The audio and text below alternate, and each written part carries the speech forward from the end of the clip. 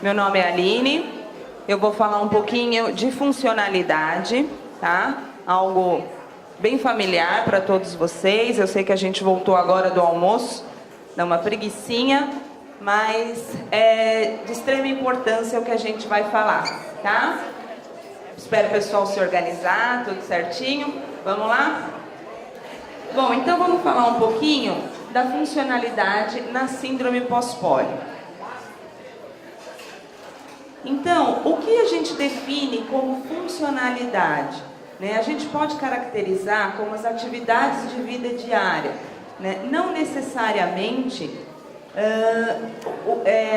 envolve cuidados com o corpo, higiene pessoal, resolução de problemas, conseguir ir ao mercado, enfim, conseguir ter tomadas de decisões, tá? Então, é a máxima autonomia da pessoa portadora de deficiência e sua integração social. Então, iniciada num contexto familiar e que objetiva esse treinamento para a atividade da vida diária. Então, quais são as principais dificuldades que a gente vê, com os pacientes do ambulatório, que a maioria está aqui junto com a gente? Então, subir e descer escadas, levantar e carregar objetos e pegá-los no chão, e atividades de grande mobilidade. Então, os métodos que a gente utiliza, geralmente são escalas funcionais, Eu vou falar um pouquinho mais para frente. No ambulatório, hoje, a gente usa a MIF para poder quantificar o que o paciente consegue fazer e como ele consegue fazer, se tem uma independência ou não. Na maioria dos casos, o que a gente vê? Falando sobre órtese, que é de extrema importância, a professora Kátia até deu um puxãozinho de orelha em relação a isso. Hoje, ainda é uma dificuldade o uso da órtese nos pacientes com síndrome pós-pólio. Em relação à aceitação, até ao custo mesmo, mas com certeza traz grandes benefícios. Enfim, os acessórios mais comuns então são as muletas, andadores, cadeiras, as cadeiras de rodas, tipóia, tênis, as palmilhas. Essas são de grande importância, é o que a gente mais costuma ver no ambulatório. A confecção, ela envolve materiais, de diferentes espessuras, desde a fibra de carbono até o polipropileno.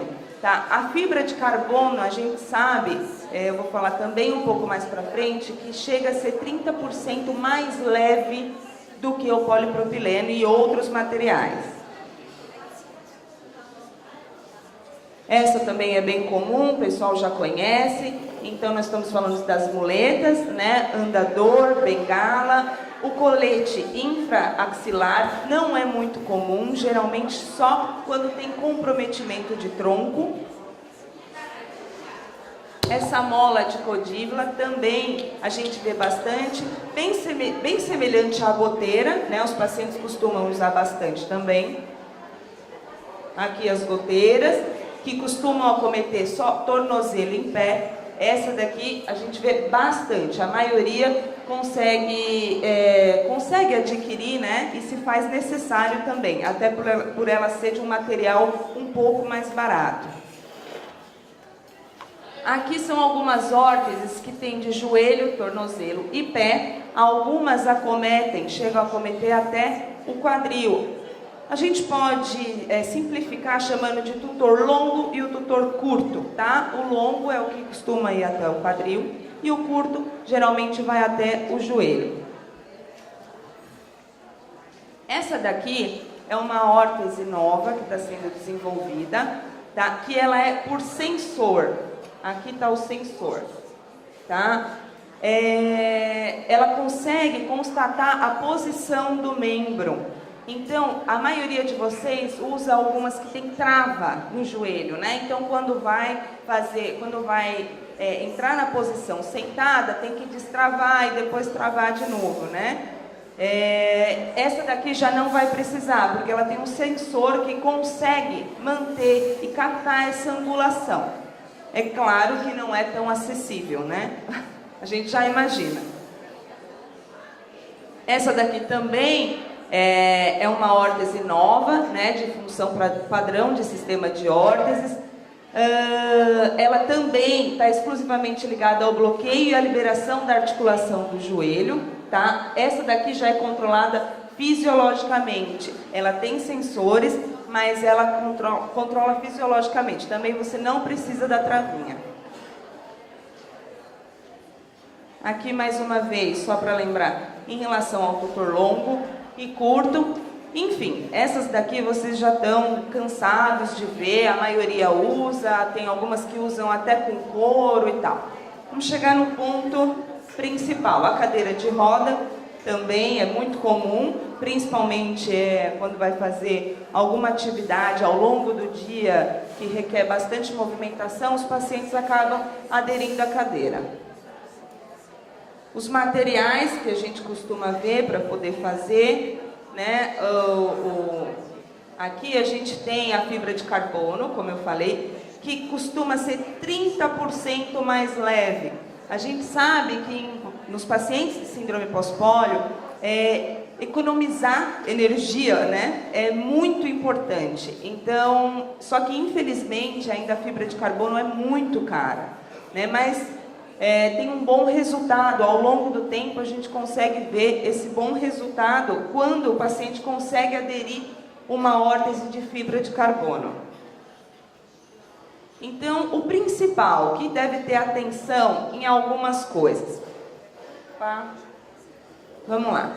Primeira coisa em relação ao uso da órtese, que é de extrema importância. Para quê? Para facilitar as atividades de vida diária. Ah, mas eu não consigo, é difícil para mim, tarará, tarará, tarará. Enfim, para isso existe o programa, a reabilitação, que vai fazer com que o paciente consiga se adaptar bem à órtese e consiga ter uma qualidade de vida melhor. Uma coisa acaba levando a outra e o resultado é bom.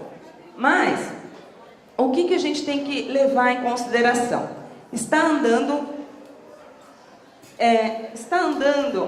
com mais dificuldade ou mancando? Sente dores nas pernas durante a caminhada? As quedas tornam-se frequentes? Você pode precisar de um dispositivo de apoio. Essa é a primeira questão, tá? Se você já utiliza, será que ele está adequado?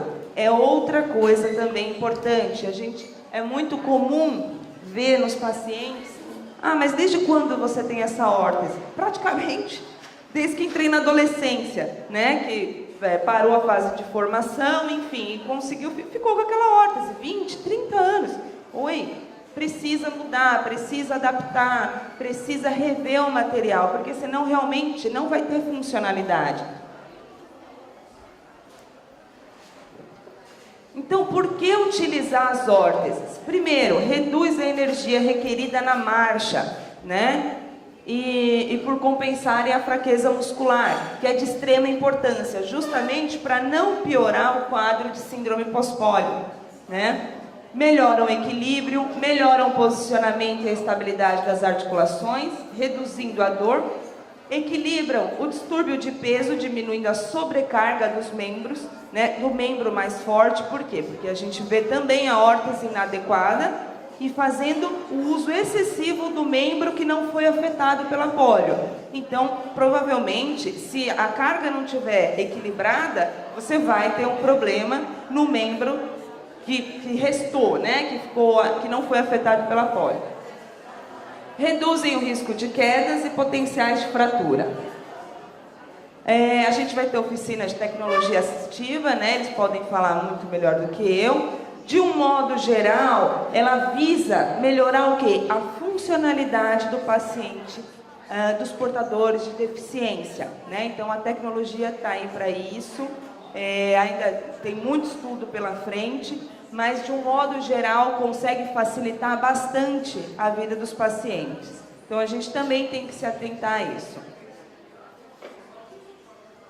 Então, o objetivo é proporcionar à pessoa com deficiência a maior independência e qualidade de vida e inclusão social, através da ampliação de sua comunicação, mobilidade, controle de seu ambiente, habilidade, enfim, que o paciente com deficiência, mesmo que ele consiga fazer a tarefa da forma dele, mas que ele consiga ser responsável pela vida dele, ser responsável pelas atitudes dele. Então é isso que a gente visa quando a gente fala das órteses, quando a gente estuda a funcionalidade. A intenção é essa, é para que cada paciente, mesmo que acaba fazendo o movimento de uma forma adaptada, vamos colocar assim, não está totalmente correto a postura, até pelo longo do tempo, criou-se uma postura crônica, né? Por conta disso, mas que consiga fazer as suas atividades da forma mais independente possível.